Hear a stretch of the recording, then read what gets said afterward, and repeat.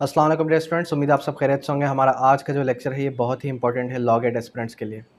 आज के इस लेक्चर के अंदर हम डिस्कस करेंगे कि लॉ गेट का टेस्ट अटेम्प्ट किस तरीके से करना है।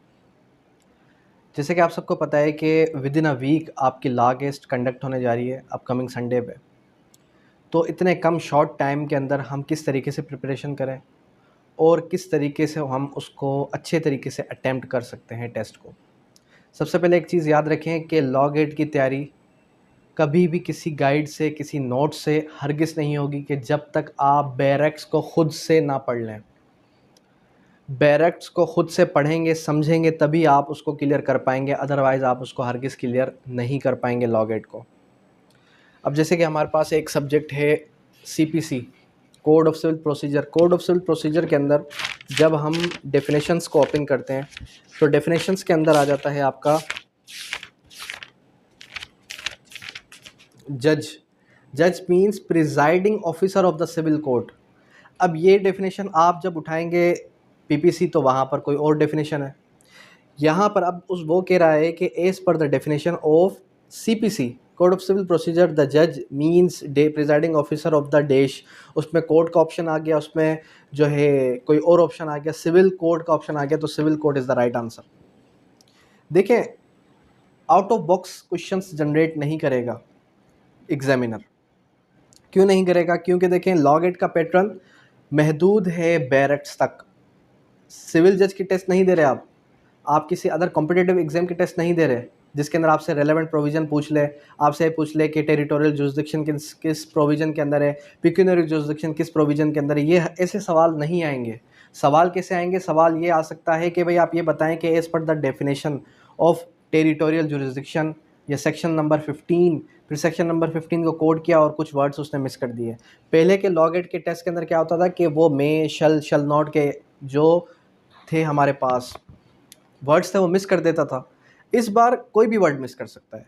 ज़रूरी नहीं है कि वो ही वर्ड्स मिस करे, एक ही चीज़ को वो लेके चले जिस चीज़ को वो प्रीवियसली कुछ सालों से लेके चल रहे हैं examiner. May not, shall not, must not, ये चीज़ें दोबारा रिपीट होने के चांसेस कम हो गए हैं। तो फिर क्या होगा? फिर होगा यही कि आपको ये पता हो कि ये डेफिनेशंस जो हम डायरेक्ट पढ़ रहे हैं वर्ड बाय वर्ड, आपने एटलीस्ट एक बार लाजमी समझना है। अब टाइम हमारे पास बहुत कम है, तो हमने क्या करना है, हमने इस जो है शॉर्ट टेन्योर के अंदर सीपीसी, क्यूएसओ, लीगल एथिक्स और हमारे पास पीपीसी, इनको गो थ्रू अच्छे से करना है ताकि जो रिमेनिंग पोर्शंस हैं उसको हम नहीं भी करें तो भी हमारे कुछ मार्क्स की वेटेज जहाँ से कवर अप हो जाए। अगर आप क्यूएसओ का अच्छे से पढ़ लें तो 18 मार्क्स आपके आ सकते हैं। सीपीसी को अच्छे से अच्छे पढ़ लें तो आपके 18 मार्क्स यहाँ से आ सकते हैं। लीगल एथिक्स को 2 बार भी अच्छे से पढ़ लिया आपने तो आपके 8 मार्क्स आ सकते हैं। और बाकी जो 50 मार्क्स है रिमेनिंग, उसमें तो डेफिनेट सी बात है कि आप उसको 2 बार तो पढ़ चुके हैं पहले से ही, या आपको गो थ्रू हो चुका है, नज़रों के सामने से गुजर चुकी है वो चीज़ें, तो उसमें आप 10-20 नंबर उठा लेंगे। समझ रहे? क्योंकि टाइम शॉर्ट है, सिलेबस लेंदी है। सीआरपीसी में क्यों नहीं बताया आपको? सीआरपीसी के अंदर 11 चैप्टर्स हैं और मार्क्स कितने? 10। अगर हर चैप्टर में से एक एक सवाल भी दे दे वो, तो आप किस तरीके से उसको सॉल्व करेंगे? समझ रहे हैं बात को? तो कहने का मकसद सिंपल इतना है। इसी तरीके से और दूसरा सवाल हमारे पास आ जाता है, code includes rules. Code includes rules, ये सवाल पहले आ चुका है। फिर pleader means any person entitled to appear plead for another in court, यानी कि मैं आपकी जगह पर प्लीड करने के लिए रेडी हूँ। फिर आ जाता है आपका पब्लिक ऑफिसर। फिर उसके अंदर पूरी कैटेगरीज बता दी कि पब्लिक ऑफिसर के अंदर कौन कौन फॉल करेगा।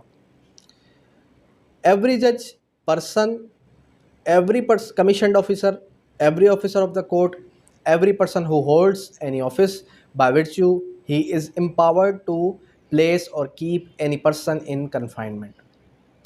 फिर आ जाता है every officer whose duty it is to such officer to take, receive, keep, to expend the property। ठीक है। फिर आ जाती है हमारे पास सेक्शन अदर सेक्शंस प्रोविजंस आ जाते हैं। इसी तरीके से इलस्ट्रेशन से भी सवाल आते हैं। लॉन्ग स्टेटमेंट क्वेश्चंस, बड़ी बड़ी स्टेटमेंट्स दे दी, उसको पढ़ो समझो फिर जो है आप आंसर दें।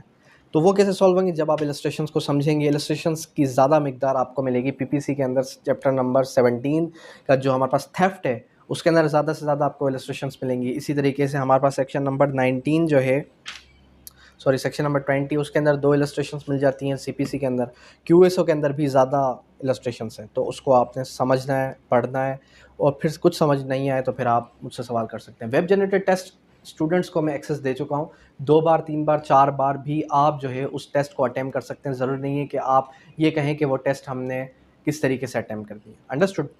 ठीक है, तो हमारा जो आज का लेक्चर क्या है कि हमने किस तरीके से लॉग एट को अटेम्प्ट करना है।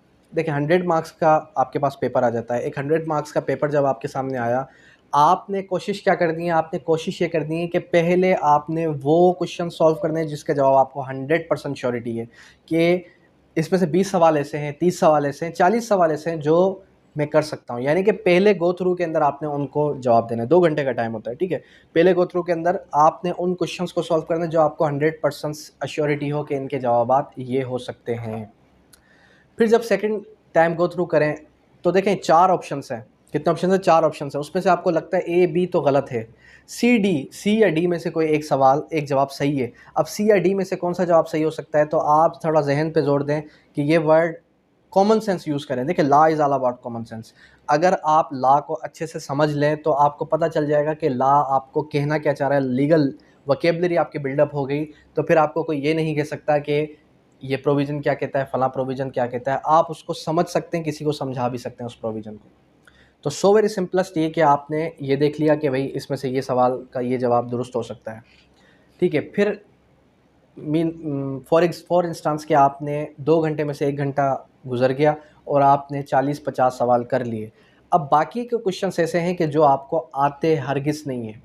मिसाल दे रहा हूँ मैं, ऐसा भी हो सकता है कि 100 में से 80 क्वेश्चंस आपको आते हो, 20 क्वेश्चंस ऐसे हैं जो आपको हरगिज़ नहीं आते। उसको आप किस तरीके से अटेम्प्ट कर रहे हैं, उसको आपने जैसे तैसे करके अटेम्प्ट करना है। बी सी ऐसे कर लें, या फिर ए फिर बी फिर सी, जो कन्वीनियंट आंसर आपको लगता है आप उसको सॉल्व करके आएँ। ऐसा ना हो कि आप कहें कि सर मैंने तो किए ही 95 थे, मैंने तो किए ही 96 थे। एक भी सवाल छोड़कर हरगिज़ नहीं आना। आपने सारे के सारे क्वेश्चंस अटेम्प्ट ज़रूर करने हैं। 100 आउट ऑफ 100 क्वेश्चंस अटेम्प्ट करने हैं, नेगेटिव मार्किंग नहीं है। फिर आपका चांस है कि आपके 50 आते हैं, 60 आते हैं, 70 आते हैं, ठीक है। लेकिन मार्क्स उसी के अच्छे आएंगे जिसने पढ़ा होगा, खुद से समझा होगा बैरेक्ट्स को, या हमारी क्लासेस अटेंड की होंगी। अब हमारी का मतलब ये नहीं कि मेरी ही क्लासेस, किसी की भी क्लासेस अटेंड की होंगी, उसको आपने समझा होगा कि वर्ड बाय वर्ड यहाँ पे क्या आता है, कैसे आता है, तो फिर इंशाल्लाह आपको कोई रोक नहीं सकता लॉ गेट को पास करने से। अंडरस्टैंड? तो आई होप सो कि आपको समझ में आ गया होगा, इसमें कोई ऐसी बात नहीं है। अच्छा, दूसरी बात ये कि गोल सर्किल होता है उसको आपने गोल दायरा बॉल पेन से थोड़ा समझ के गोल दायरा बनाना। ऐसा ना हो कि वो गोल दायरा बाहर चला जाए या फिर अंदर ही रह जाए। अगर ऐसा हो गया सो डेफिनेटली कि आपके जो वो क्वेश्चन है वो रॉन्ग हो जाएगा। अगर आपने बी को करेक्ट किया, कर रहे थे, पेन लग गया, बी को करेक्ट कर रहे थे, पेन लग गया, और फिर आपने कहा नहीं नहीं सॉरी सी है, फिर सी को सर्किल कर दिया, वो क्वेश्चंस भी आपके गलत हो जाएंगे। आपने अपने माइंड को एक्टिव रखना है, विजिलेंट रहना है, और कॉमन सेंस यूज़ करना है। 100% आपका माइंड प्रेजेंट होना चाहिए पेपर के टाइम पे, कि आप ये देखें कि हमने जो सवाल मैं कर रहा हूँ इसका जवाब क्या हो सकता है, क्या नहीं हो सकता। कहीं और देखना नहीं है, इधर उधर देखने का तो चांस ही नहीं है। इधर इसके पास जो बबल शीट होगी, सॉरी इसके पास जो क्वेश्चन बुक होगी वो किसी और जो है रेफरेंस की होगी, इसके पास किसी और की होगी। ऐसा हो सकता है कि वो आपको गाइड कर दे, समझा दे, लेकिन इतना टाइम नहीं है कि आप 2 घंटे के अंदर किसी से पूछें भी और उस पर रिलाय करें आप। हो सकता है वो आपको गलत बताए और ख़ुद सही करता जाए। किसी और पर रिलाय नहीं करना, रिलाय ख़ुद पर, अपने माइंड पर करना है कि मैंने जो पढ़ा है वो यहाँ से आया है या नहीं आया। आप ये कह लें कि मिसाल के तौर पे जो आप पढ़ते हैं, समझते हैं, आपके माइंड पर उसके रिफ्लेक्शंस रह जाते हैं। आप कोई मूवी देखते हैं फ़ाइट वाली, ठीक है, लॉ से रिलेटेड मूवी देखते हैं, तो वो मूवी 1-2 दिन तक आपको याद रहती है कि उस मूवी के अंदर क्या हुआ था, रिफ्लेक्शन रह जाता है माइंड के अंदर। इसी तरीके से लेक्चर को सुनते हैं तो रिफ्लेक्शन रह जाता है माइंड के अंदर। बुक को पढ़ते हैं समझ के तो उसका भी माइंड में इफ़ेक्ट रह जाता है। तो कहने का मकसद सिंपल इतना है कि अच्छे से पढ़ के फिर लॉ गेट देने जाएँ। ऐसा ना हो कि आप कहें कि मैंने तो बस ऐसे ही अप्लाई किया और ऐसे ही टेस्ट दे दी। अटेम्प्ट वेस्ट ना करें। और इवन तो अभी भी कहता हूँ कि अगर कोई ऐसा स्टूडेंट है जो हमारे पास पढ़ रहा है और उसको ऐसा लगता है कि सर मुझे लग रहा है कि मैं 100 में से 50 भी ऑब्टेन नहीं कर सकूँगा, तो वो अपनी अटैम्प्ट को वेस्ट करने से बेहतर ये कि वो इस बार टेस्ट में अपीयर ना हो, उसकी अटैम्प्ट काउंट नहीं होगी। कितने 7 अटैम्प्ट्स है ना, उसकी अटैम्प्ट काउंट नहीं होगी, नेक्स्ट टाइम वो अटैम्प्ट दे सकता है। ठीक है, तो आई होप सो कि यहाँ तक आपको कोई भी क्यूरी नहीं होगी। अगर अभी भी कोई क्यूरी है क्वेश्चन से रिलेटेड, लॉगेट से रिलेटेड, टेस्ट से रिलेटेड, तो आप पूछ सकते हैं। बाकी ये है कि इंशाअल्लाह अज़ीज़ अल्लाह ताला आप सबको कामयाब करे।